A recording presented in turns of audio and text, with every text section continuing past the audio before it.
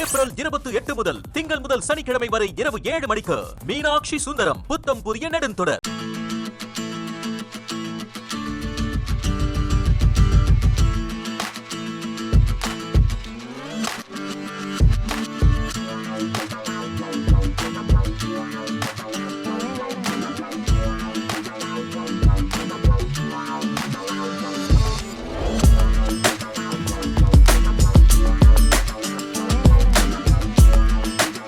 வணக்கம் நண்பர்களே, இன்னும் ஒரு இனிய காலை பொழுதில் தீதும் நன்றும் நிகழ்ச்சியில் உங்களை சந்திப்பதில் மிக்க மகிழ்ச்சி அடைகிறேன்.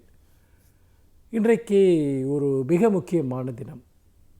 அதுதான் உலக மலேரியா ஒழிப்பு தினம். மலேரியா காய்ச்சல் என்பது உங்களுக்கு நன்கு தெரிந்த ஒரு பெயராக இருக்கலாம். ஆனால் மலேரியாவினுடைய பாதிப்பு தாக்கம் என்பது மிக மிக கடுமையானது. அதை நாம் சற்று இந்த தினத்தில் விரிவாக பார்ப்பது மிகவும் முக்கியம். மலேரியா எப்படி பரவுகிறது என்று பார்த்தீர்கள் என்றால், அனோபிளஸ் என்கிற ஒரு பெண் கொசுவின் மூலமாக இந்த மலேரியாவை உருவாக்கக்கூடிய அந்த தொற்று ஏற்படுகிறது. அது பிளாஸ்மோடியம் என்ற ஒரு உயிரணு நிகழ்வினால் அது ஏற்படுகிறது என்று சொல்கிறார்கள். இது பொதுவாக கொசுக்கள் அதிகமாக உற்பத்தியாகக்கூடிய இடங்களில் இந்த மலேரியா காய்ச்சல் வெகுவாக தொற்று ஏற்படுகிறது. இதிலுடைய பாதிப்புகள் என்பது காய்ச்சல், இருமல் போன்ற உடல் வலி, இப்படி பல பாதிப்புகள் இருந்தாலுமே கூட இதனுடைய தீவிர வகை அந்த தாக்குதல் இருக்கிற போது அது உயிரிழப்புகளை ஏற்படுத்தக்கூடிய ஒன்றாகவும் அது இருக்கிறது என்று தொடர்ந்து நாம் பார்த்து கொண்டிருக்கிறோம். அதிலும் முக்கியமாக 5 வயதிற்கு உட்பட்ட குழந்தைகள் உடனடியாக பெரும் பாதிப்புகளை சந்திக்கிறார்கள். நம்முடைய நோய் எதிர்ப்பு சக்தி பலவீனமாக இருந்தால் அது மிக மோசமான சில விளைவுகளையும் ஏற்படுத்தி விடுவதுண்டு. 2022ஆம் ஆண்டின்படி அதிகாரப்பூர்வமான கணக்கெடுப்பின்படியே உலகம் முழுக்க கிட்டத்தட்ட 6 லட்சம் பேர் மலேரியாவால் இறந்திருக்கிறார்கள் என்று சொல்கிறார்கள் என்றால் இந்த நோயினுடைய தாக்கம் நமக்கு நன்கு புரியும். நாம் இந்த நோயை எதிர்த்து போராடுவதற்கு முதல் தேவை என்பது விழிப்புணர்ச்சி. அதாவது மலேரியாவை பற்றிய விழிப்புணர்ச்சி. மலேரியா காய்ச்சல் எப்படி பரவுகிறது என்பது மட்டுமல்ல, மலேரியா காய்ச்சல் தொற்று ஏற்பட்டால் தாமதிக்காமல் உடனடியாக நாம் மருத்துவரிடம் சென்று பரிசோதனை செய்து கொண்டு அந்த நோய் முற்றுவதற்கு முன்பு அதற்கான தடுப்பு மருந்துகளை எடுத்துக்கொள்வது மிக மிக அவசியம். பல சமயங்களில் நம்முடைய அலட்சியம் என்பது உயிரிழப்புகளுக்கு இட்டு செல்லக்கூடிய ஒன்றாக இருப்பதையும் கூட நாம் பார்க்கிறோம். அது ஒரு புறம் என்று சொன்னால், இன்னொரு புறம் நம்மிடையே இருக்கக்கூடிய விழிப்புணர்ச்சியின்மை என்பது, அதாவது பொது சுற்று சுகாதாரத்தை சுத்தமாக வைத்து கொள்ளாதது, கொசுக்கள் தேங்குவதற்கான ஒரு வழிவகைகளை நாமே உருவாக்குவது, நிறைய இடங்களில் வீடுகளுக்குள்ளாகவும் வீடுகளுக்கு அருகிலும் குப்பைகள் குவித்து வைக்கப்படுகின்றன. அதே போல் தண்ணீர் தேங்குவதற்கான ஒரு நிலையையும் வைத்திருக்கிறார்கள். தண்ணீர் தேங்குவது, குப்பைகள் குவிவது, இது இரண்டுமே கொசுக்களினுடைய சொர்க்கமாக இருக்கிறது என்பதை நீங்கள் மறந்துவிடக்கூடாது. அப்படிப்பட்ட நிலையில் நாம் இந்த கொசுக்களுக்கு எதிராக நாம் போராடுகிற போது அது மலேரியாவுக்கு எதிரான ஒரு போராட்டம் என்பதை நாம் நினைவில் கொள்ள வேண்டும். ஏனென்றால் உலகம் முழுக்க இது ஒரு மிகப்பெரிய பாதிப்புகளை ஏற்படுத்தக்கூடிய ஒரு கொள்ளை நோயாக இது இருந்திருக்கிறது. அந்த வகையில் நண்பர்களே, இந்த உலக மலேரியா ஒழிப்பு தினம் யுனெஸ்கோவால் தொடர்ந்து இது தொடர்பான நிகழ்ச்சிகள் நடத்தப்படுகின்றன, பேச்சு போட்டிகள் நடத்தப்படுகின்றன, கல்லூரிகளில் நிகழ்ச்சிகள், பள்ளி கல்லூரிகளில் நடத்தப்படுகின்றன. நாம் ஒவ்வொன்றையும் பற்றி பெறுகிற விழிப்புணர்ச்சி தான் அதை எதிர்த்து போராடுவதற்கான ஆயுதமாக இருக்கிறது. பல சமயங்களில் நாம் சாதாரணமாக நினைக்கிற ஒரு கொசு கூட நம்முடைய வாழ்க்கையை அழித்து விடக்கூடியது என்பதற்கு சிறந்த உதாரணம் மலேரியாவும் மலேரியா ஏற்படுத்தக்கூடிய தாக்கமும். நாம் விழிப்புடன் இருப்போம். மலேரியா போன்ற நோய்களை நாம் துணிவுடன் எதிர்த்து நிற்போம். மீண்டும் இன்னும் ஒரு புதிய சிந்தனையோடு உங்களை சந்திக்கிறேன். நன்றி, வணக்கம்.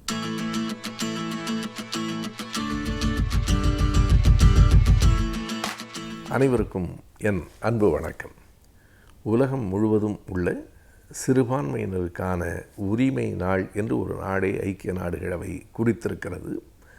அது சில நாடுகளில் டிசம்பர் 17 என்றும் சில நாடுகளில் ஏப்ரல் 26 என்றும் அது குறிக்கப்பட்டிருக்கிறது. எந்த நாள் என்பது முக்கியமில்லை. சிறுபான்மையினருக்கு அவர்களின் உரிமைகளுக்கு ஓர் இடம் வேண்டும், அதற்கான பாதுகாப்பு வேண்டும் என்கிற சிந்தனை இன்றைக்கு உலகத்தில் இருக்கிற எல்லா நாடுகளும் கொள்ளத்தக்கதாக இருக்கிறது. சிறுபான்மையினர் என்றால் மிக பெரும்பான்மையாக மத சிறுபான்மையினர், மொழி சிறுபான்மையினர் என்று சிறுபான்மையினர் பல வகையாக இருக்கிறார்கள். மத சிறுபான்மையினர் தான் இந்த சொல் பெரிதும் குறிக்கிறது. இந்த மத சிறுபான்மையினர் ஒரு நாட்டில் பெரும்பான்மையினராக இருக்கிற மதத்தினர் இன்னொரு நாட்டில் சிறுபான்மையினராக இருப்பார்கள். ஒரு எடுத்துக்காட்டிற்கு இஸ்லாமியர்கள் பல நாடுகளில் பெரும்பான்மையாக இருக்கிறார்கள். இந்தியா போன்ற நாடுகளில் சிறுபான்மையினராக இருக்கிறார்கள். இந்தியாவில் பெரும்பான்மையினராக இருக்கிற இந்துக்கள் வேறு பல நாடுகளில் சிறுபான்மையினராக இருக்கிறார்கள். இப்படி சிறுபான்மையினராக இருக்கிற அந்த மக்களுக்கான உரிமைகள் பாதுகாக்கப்பட வேண்டும் என்பதற்காக ஒரு நாளை ஐக்கிய நாடுகளவை குறிக்கிறது. அதில் 4 விதமான செய்திகளை அது சொல்லியிருக்கிறது. அதாவது அந்த சிறுபான்மையினருடைய உரிமைகள், சிறுபான்மையினருடைய மத சுதந்திரம், சிறுபான்மையினருடைய பொதுவான நிகழ்வுகளில் பங்கேற்கும் அந்த உரிமை, இப்படி 4 உரிமைகளை குறிப்பிட்டு அந்த உரிமைகள் பாதுகாக்கப்பட வேண்டும். எல்லா நாட்டிலும் சட்டமன்றத்தில், நாடாளுமன்றத்தில் அவர்களுக்கான இடமும் உரிய அளவுக்காவது தரப்பட வேண்டும் என்றெல்லாம் குறிக்கப்பட்டிருக்கிறது. இதில் சிறுபான்மை என்பதை பற்றி நாம் ஒன்றை கருத்தில் கொள்ள வேண்டும். எல்லா இடங்களிலும் இந்த பெரும்பான்மை சிறுபான்மை, மெஜாரிட்டி மைனாரிட்டி என்பது இருக்கிறது. மெஜாரிட்டி பெரும்பான்மையினர் சொல்வது தான் உலகம் முழுவதும் சட்டமாக இருக்கிறது. ஜனநாயகத்தில் அது ஒரு எளிய வழி. அம்பேத்கர் அதை மிகச் சரியாக சொல்லுவார். அது ஒரு எளிய வழி, வேறு வழி இல்லை. பலர் இருக்கிற போது எந்த கருத்தை முடிவு செய்வதென்றால் பெரும்பான்மையினர் சொல்லுகிற கருத்தை தான் ஏற்க வேண்டியிருக்கிறது. ஆனாலும் அதனை விட சிறுபான்மையினர் சொல்லுகிற கருத்துகளும் சரியாக இருக்கின்றனவா என்று பார்க்க வேண்டியதும், அவர்களுக்கு கூடுதல் உரிமை கொடுக்க வேண்டியதும் மிக முதன்மையானது என்று குறிப்பிடுகிறார். அங்குதான் ஜனநாயகம் இருக்கிறது. பெரும்பான்மையினரின் கருத்துக்களை பின்பற்றுவது தான் ஜனநாயகம் என்று நாம் கருதுகிறோம். சர்வாதிகாரத்தில் மட்டும் என்ன நடக்கிறது? அங்கும் பெரும்பான்மையினர் கருத்துக்கள் தான் எடுத்துக்கொள்ளப்படுகின்றன. எதிர்க்கிறவர்கள் ஒடுக்கப்படுகிறார்கள். ஜனநாயகத்திலும் அதுதான் நடக்கிறது என்று சொன்னால் பிறகு இரண்டுக்கும் என்ன வேறுபாடு என்கிற கேள்வி வருகிறது. எனவே பெரும்பான்மைவாதத்தை வேறு வழியில்லாமல் கடைசி நிலையில் நாம் ஏற்றுக்கொள்ள நேரலாம். ஆனால் சிறுபான்மையினரின் வாதத்தை காது கொடுத்து கேட்பதும், அதில் நியாயம் இருந்தால் பெரும்பான்மையினர் விட்டு கொடுப்பதும் தான் ஜனநாயகம். இதுதான் அடிப்படையான செய்தி. ஒரு ஜனநாயகத்துக்கான அடிப்படை எங்கே இருக்கிறது என்றால் அது எண்ணிக்கையிலே இல்லை, அந்த கருத்துகளின் வலிமையிலே இருக்கிறது. இன்றைக்கு அதை நாம் சட்டமன்றம், நாடாளுமன்றங்களில் கூட பார்க்கிறோம். இந்திய நாடாளுமன்றத்தில் வக்ஃப் சட்ட திருத்தம் நிறைவேறி இருக்கிறது. மிகப்பெரிய பெரும்பான்மையில் கூட நிறைவேறவில்லை. அதற்கு ஆதரவாக 288 வாக்குகளும் எதிர்ப்பாக 232 வாக்குகளும் கிடைத்திருக்கின்றன. 232 என்பது குறைவான எண்ணிக்கை இல்லை. அப்படி வருகிற போது அதை நின்று நிதானமாக கவனித்திருக்க வேண்டும். இவ்வளவு எதிர்ப்பு இருக்கிற போது அதை வெறும் எண்ணிக்கையை காட்டி நிறைவேற்றாமல் இருப்பது தான் சிறுபான்மையினரினுடைய உரிமைகளை மதிப்பதாக ஆகும். இது இந்தியாவில் மட்டுமல்ல, எல்லா நாடுகளிலும் சிறுபான்மையினரின் கருத்துகள் மதிக்கப்பட இல்லை, பல நாடுகளில் மிதிக்கப்படுகின்றன. அது பற்றிய மறு ஆய்வுக்கு உரிய நாள் என்று இந்த நாளை நாம் கொள்ளலாம்.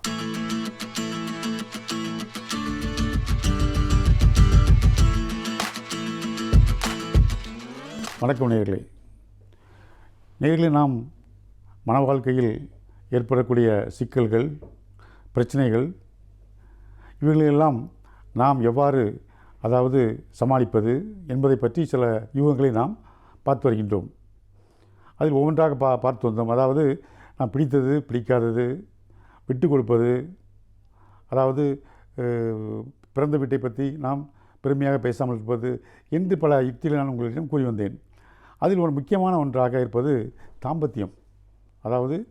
மன வாழ்க்கையில் தாம்பத்தியம் என்பது பொதுவாக செக்ஸ் என்று சொல்கின்றோம்.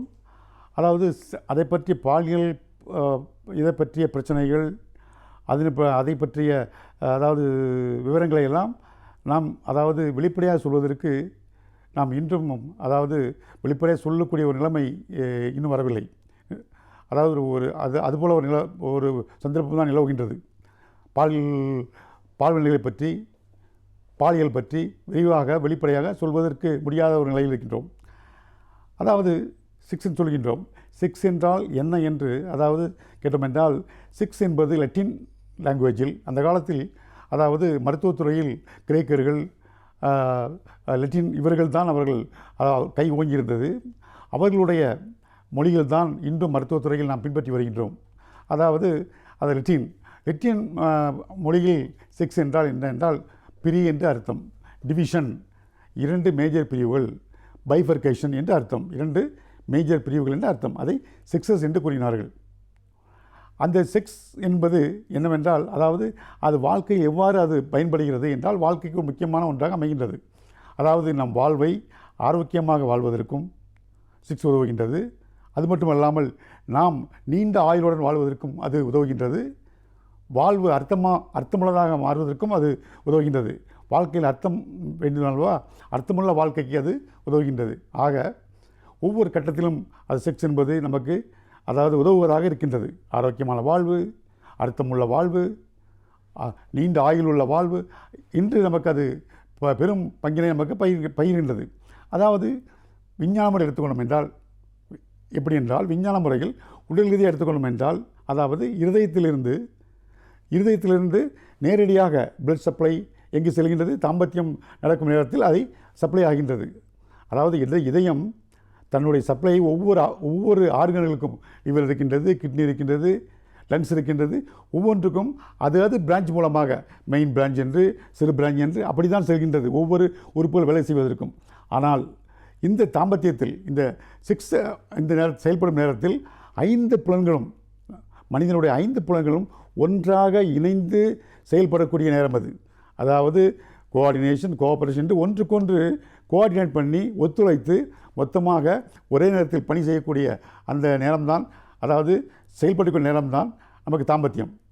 அந்த நேரத்தில் இருதயம் என்ன செய்கின்றது, நேரடியாக தன்னுடைய கண்ட்ரோல் எடுத்துக்கொண்டு நேரடியாக இரத்த சப்ளை அங்கே செலுத்துகின்றது. உடலில் எந்த அளவுக்கு ஒத்துழைக்கின்றது பாருங்கள். அது மட்டும் இல்லாமல் அதை கண்ட்ரோல் பண்ணக்கூடிய, அதாவது தாம்பத்தியம் செக்ஷன் சொல்கின்றோமே, அதை கண்ட்ரோல் பண்ணக்கூடிய இடம் மூளையில் இருக்கின்றது. அதற்கு அருகில்தான் அறிவுத்திறன் உள்ள இடமும் இருக்கின்றது. இந்த 2 கண்ட்ரோல் ரூமும் மூளையில் அருகருகே இருக்கின்றது, அருகாமையில் இருக்கின்றது, அடுத்தடுத்து இருக்கின்றது. ஆகவே அதாவது அறிவுத்திறன் அதிகமாக இருந்தாலும் அது ஸ்டிமுலேட் பண்ணுகின்றது, இது அதிகமாக இருந்தாலும் அதை ஸ்டிமுலேட் பண்ணுகின்றது. இவ்வாறாக அடுத்தடுத்து இருக்கின்றது. எவ்வளோ ஒற்றுமையாக இருக்கின்றது. அது மட்டுமல்லாமல் அதாவது நாம் பார்க்கின்றோம், அதாவது உடல் மட்டுமல்ல உள்ளம் கூட, அதாவது தாம்பத்தியம் என்பது தனி மனிதனுடைய வாழ்க்கை, தனி மனித சுதந்திரம் என்றால் கூட இருவரும் இணைந்தால்தான் நாம் அதை செயல்படுத்த முடியும். அதே நேரத்தில் அதாவது அது உடல் சம்பந்தமான ஒன்றுதான், உறவுதான். இருந்தாலும் மனம் அங்கே முக்கியத்துவம் பெறுகின்றது. மனமும் அதில் பங்கேற்கின்றது. எவ்வாறு என்றால் திருப்தி.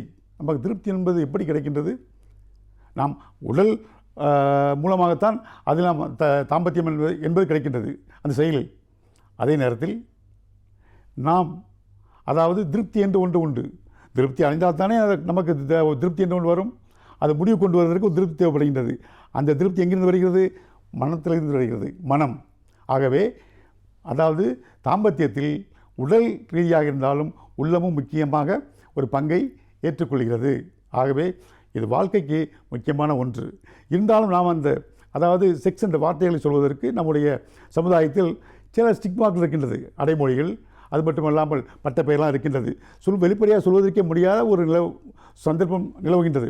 அதனால்தான் இன்று அதாவது என்ன சொல்கின்றார்கள் என்றால், வாழ்வியல் மருத்துவம், வாழ்வியல் கல்வி என்று சொல்கின்றார்கள்.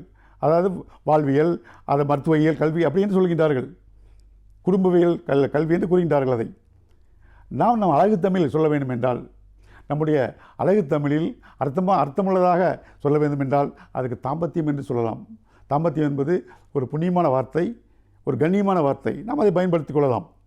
ஆகவே தாம்பத்தியம் மனிதனுடைய திருமணத்தில் தாம்பத்தியம் என்பது முக்கிய பங்கு வகிக்கின்றது. தாம்பத்தியம் இல்லாமல் திருமணம் இல்லை. தாம்பத்தியம் இல்லாத திருமணங்கள் அதாவது நிலைக்கலாம். ஆனால் திருமணம் இல்லாத தாம்பத்தியங்கள் நிலைத்ததாக சரித்திரமில்லை. ஆகவே தாம்பத்தியம் என்பது ஒரு முக்கியமான ஒன்றாக இருக்கின்றது. தாம்பத்தியம் அதுவாக நம்முடைய சமுதாயத்தில் எடுத்துக்கொள்ளும் என்றால், திருமணத்திற்கு அப்பாற்பட்ட தாம்பத்தியத்தை சமூகம் ஏற்றுக்கொள்வதில்லை. அது கண்டிக்கத்தக்கது, அது தண்டிக்கத்தக்கது. நம்ம சமுதாயத்தில் திருமணத்திற்கு அப்பாற்பட்ட தாம்பத்தியம் ஒரு பாலியல் உறவு என்பதை சமூகம் ஏற்றுக்கொள்ளுமா? ஆணாக இருந்தாலும் சரி, பெண்ணாக இருந்தாலும் சரி ஏற்றுக்கொள்ளாது. அதே நேரத்தில் திருமணத்தின் மூலமாக நாம் அடையும் தாம்பத்தியம் இருக்கின்றதே, அதற்கு நம்முடைய சமூகம் என்ன கூறுகின்றது? அதை ஒரு புண்ணியமாக நினைக்கின்றது, ஒரு கண்ணியமாக நினைக்கின்றது, ஒரு மரியாதையாக நினைக்கின்றது. நமக்கு ஒரு மரியாதையும் கிடைக்கின்றது அந்த தாம்பத்தியத்துக்கு. அதை சாந்தி என்று கூறுகின்றோம், மன அமைதி, சாந்தி முகூர்த்தம் என்று கூறுகின்றோம் அல்லவா? திருமணத்தின் மூலம் அதை அடையும் பொழுது அதனுடைய கண்ணியமும் அதனுடைய மதிப்பும் கூடுகின்றது. ஆகவே திருமணத்தில், தாம்பத்தியத்தில், அதாவது இந்த தாம்பத்தியம் ஈடுபடும் போது அதில் சில கட்டுப்பாடு இருக்கின்றன. எழுதாத சட்டம், அது எழுதாத சில சட்டங்கள் இருக்கின்றன, சில கோட்பாடுகள், விதிமுறைகள், கட்டுப்பாடுகள் எல்லாம் இருக்கின்றன. நம்ம சமுதாயம் அதை அமைத்து தந்திருக்கின்றது. ஒரு செயல் இருக்கின்றது வைத்துக்கொள்வோம், ஒரு செயல் இருக்கின்றது, அந்த செயலுக்கு ஒரு லிமிட்டேஷன் இருக்கும். அந்த லிமிட்டுக்குள்ளே நாம் இருக்க வேண்டும். சமுதாயம் ஒன்றை வைத்திருக்கின்றது, ஒரு செயலை. அந்த செயலை நாம் தாண்டும் பொழுது, அந்த செயலை மீறி, அந்த வேலையை மீறி, அந்த ஒரு லிமிட்டேஷனை மீறி நாம் செயல்படும் போது எப்படி இருக்கின்றது? அது சமுதாயத்திற்கு பயன்படும் பொழுது அது சாதனையாக ஏற்றுக்கொள்ளப்படுகிறது. சமுதாயத்திற்கு பயன்படாத இருக்கும் பொழுது, சமுதாயத்திற்கு தீங்கு விளைக்கும் போது அது தண்டனைக்குரியதாக ஆகிறது. ஆகவே சமுதாயம் நாம் அதை தவறு என்றும் சரி என்றும் அதை தீர்மானிக்கின்றது. அதாவது தாம்பத்தியத்தை பொறுத்தவரையில் என்னென்றால், இதுதான் சரி, இதுதான் தவறு என்றில்லை, இதுதான் அளவு, இவ்வளவுதான் அளவு இருக்க வேண்டும் என்றெல்லாம் இல்லை. நம்ம முடிந்தது, முடியாதது, பிடித்தது, பிடிக்காதது, வேண்டியது, வேண்டாதது எல்லாம் அங்கே இருக்கின்றன. அதே நேரத்தில் தாம்பத்தியத்தில் வக்கிரங்கள் இருக்கின்றது, கொடுமைகள் இருக்கின்றது, துன்பங்கள் இருக்கின்றது, விவகாரங்கள் இருக்கின்றன, கொடுமைகள் இருக்கின்றன, இதெல்லாம் இருக்கின்றன. இதையெல்லாம் கட்டுப்படுத்ததான் சமுதாயம் சட்டங்களை, எழுதாத சட்டங்களை இயக்கி வைத்திருக்கின்றது, கட்டுப்பாடுகளை. அந்த கட்டுப்பாட்டுக்குள் இருக்கும் பொழுதுதான் அந்த தாம்பத்தியம் சிறப்பை பெறுகின்றது. ஆகவே இன்றைய இளைஞர்கள் தாம்பத்தியத்தை பொறுத்தவரை எப்படி இருக்கின்றார்கள் என்பதை நாம் அடுத்த முறை சந்திப்போம். நன்றி, வணக்கம்.